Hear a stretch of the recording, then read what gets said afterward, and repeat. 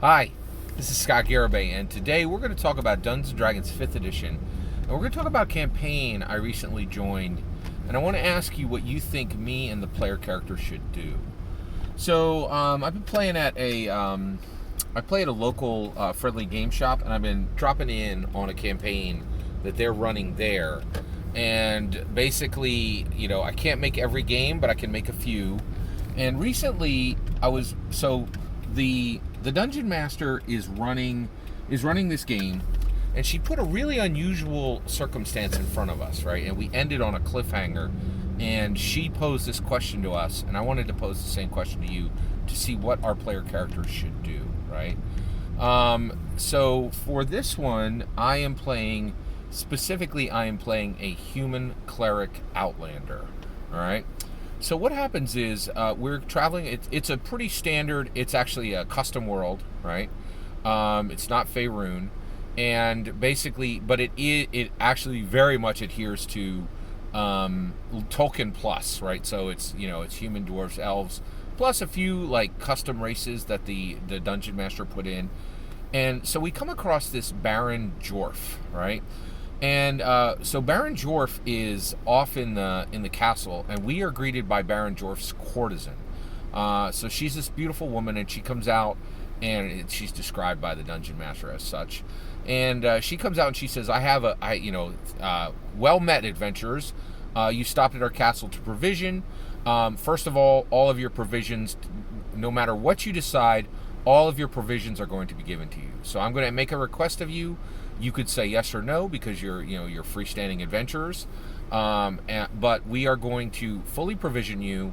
And one of you is missing a horse. We're going to give you that horse for nothing, and we're going to also you have full access to our armorer, who will sharpen your weapons, refresh your gear, everything. Right. So here's the request. We have this dungeon. This dungeon it's 30 miles south of our castle. It has been, we have been trying to get to the bottom of the dungeon and to attain the treasure. It has 7 levels. We have never been able to get past 4th level. For 20 years, my paramour, the Baron Jorph, has been sending adventurers there to get to the 7th level of the dungeon and to haul out the treasure chest that is at the 7th level of the dungeon. We know this from lore books that we have in our library. You're welcome to look at the lore books if you decide to accept this quest. But this dungeon has been there for 20 years, right? And we want you to go in, and what we want you to do is we want you to seal the dungeon up. We don't ever want another adventurer going into that dungeon. We're done. For 20 years, we have hired no less than 7 different adventuring crews to go down and reach the 7th level, right? And it has turned into tears and flames every single time, and the deepest we've ever descended into the dungeon is the 4th level, okay? So she says, and so she's like, so here's the offer. We're going to pay you 500 gold each to seal the dungeon and make it so that we want you to, we'll pay you 500 gold per month. You can take up to 6 months to complete this task. We want you to use every possible way to make sure that no adventurer ever goes into this dungeon again. We want this thing capped. We want it sealed. We want this thing done. Baron Jorph no longer wants to be connected to this dungeon and has no intentions of getting the treasure out, right?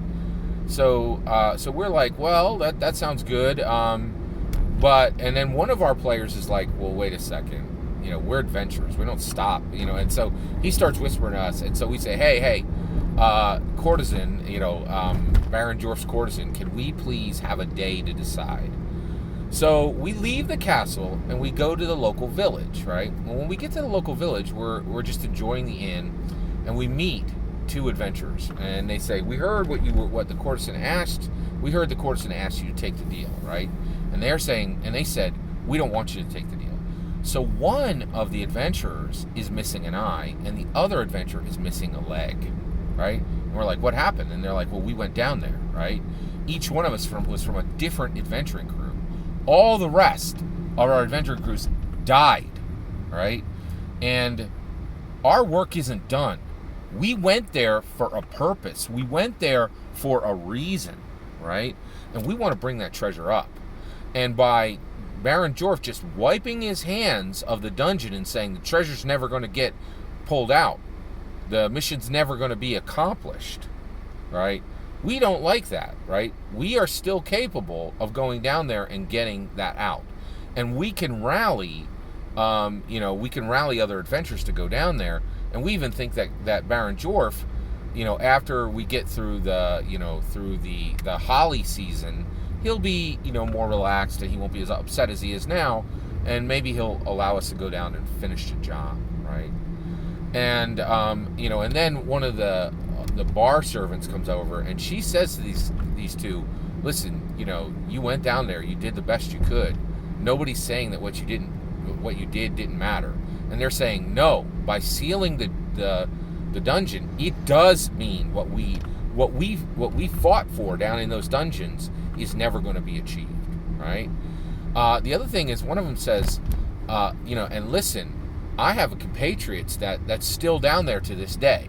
Now, when he says that, the other adventurer kind of looks away like, nah, that dude ain't down there. Like, everybody down there dead, right? So, but these two are like, do not take this deal, right? So, we're kind of, so we actually get up and we start walking back to the, and in the morning we go back to the castle and we're discussing it on our way back to the castle, and we're like, should we, is it wrong to seal this dungeon, right? Like, there are adventurers who died for this. There are adventurers who have been wounded for this. And, by sealing this off, aren't we, saying we're giving up on this goal, right?